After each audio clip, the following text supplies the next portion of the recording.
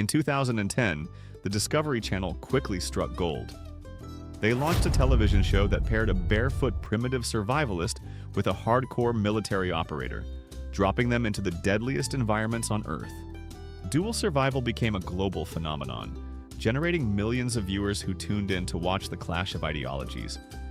But if you look for the show today, it is completely gone. It wasn't slowly phased out, and it didn't end with a grand finale. It was unceremoniously buried by the network. The demise of Dual Survival had absolutely nothing to do with wilderness survival. The franchise was destroyed from the inside out by a relentless cascade of fabricated resumes, explosive workplace lawsuits, and the ultimate unforgivable sin in the tactical community. But to understand how this multi-million-dollar franchise collapsed into a legal wasteland, we have to examine the very first crack in the foundation, triggered by a highly guarded secret hidden inside the resume of the original host. To comprehend the spectacular rise of the franchise, we must analyze the structural magic of the first 2 seasons. The network brilliantly cast Cody Lundin, a methodical, primitive minimalist, directly alongside Dave Canterbury, an aggressive, pragmatic military hunter. The on-screen friction was entirely organic.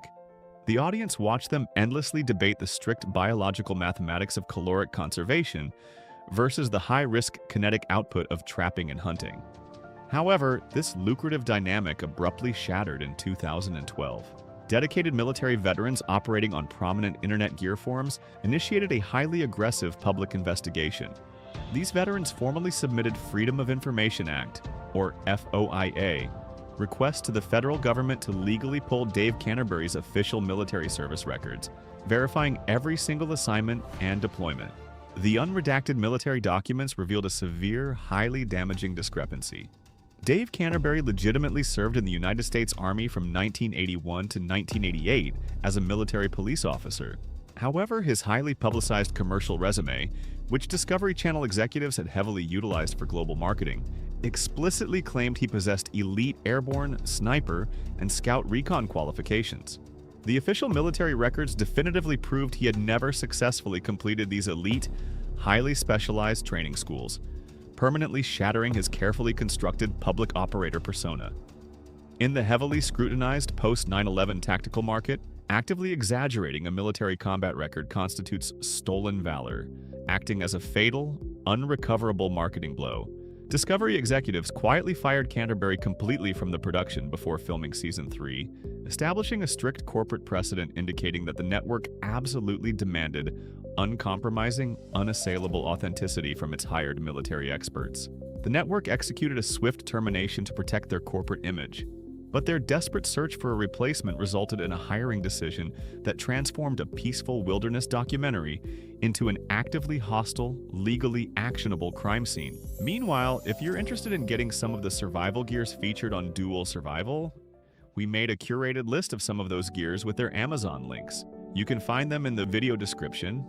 And if you want to support the channel even further, please consider becoming a member by clicking the join button below. Thanks for your support. Now, back to the video. To replace the lost military dynamic in Season 3, network casting directors introduced Teti, a highly aggressive former Force Recon Marine and active government contractor. Simultaneously, the producers executed a massive mechanical shift in production tone. Television executives realized that teaching viewers how to carefully weave a friction fire spindle generated terrible ratings.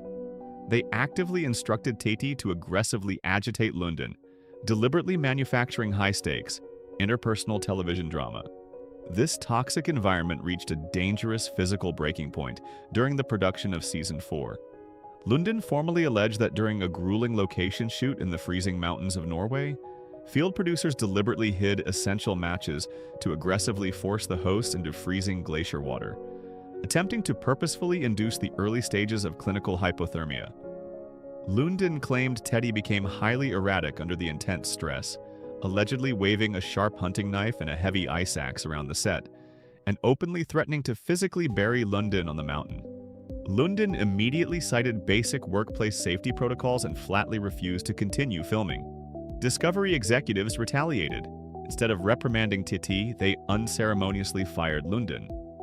Furthermore, they utilized a deceptive editing technique known as frankenbiting, aggressively splicing together random audio clips and isolated video reactions to explicitly portray Lundin as suffering a severe mental breakdown. Lundin executed a massive legal strike, filing a federal defamation lawsuit against the network. His high-powered legal team formally submitted charges for false light and the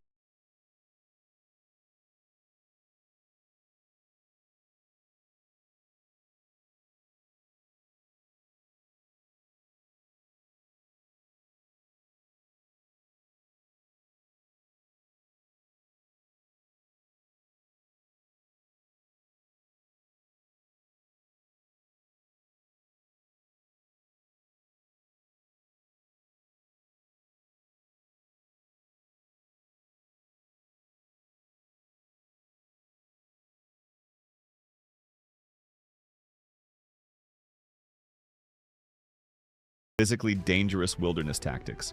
However, the ultimate fatal blow to his television career originated strictly from the military community.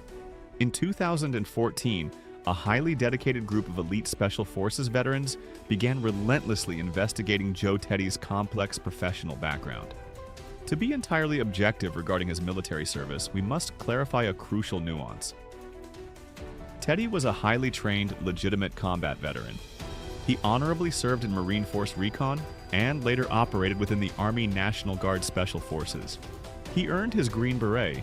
Teti allegedly claimed to be a heavily decorated combat veteran of Operation Iraqi Freedom and Operation Enduring Freedom, acting in an official active-duty military capacity when the records indicated he was actually operating overseas strictly as a highly paid civilian contractor. Furthermore, he faced severe accusations of exaggerating combat deployments and was exposed for falsely claiming he had graduated from the elite Marine Corps combatant diver course. The veteran community decisively proved he failed the rigorous dive school. This resulted in a devastating, unprecedented professional consequence that sent shockwaves through the entire tactical gear community. The Special Forces Association, heavily known as the SFA, operates as an elite, highly respected veteran organization governed by incredibly strict internal bylaws regarding honor and integrity. Following a formal internal review, the SFA took massive disciplinary action. They officially revoked Teti's elite membership and permanently expelled him from the respected organization in disgrace.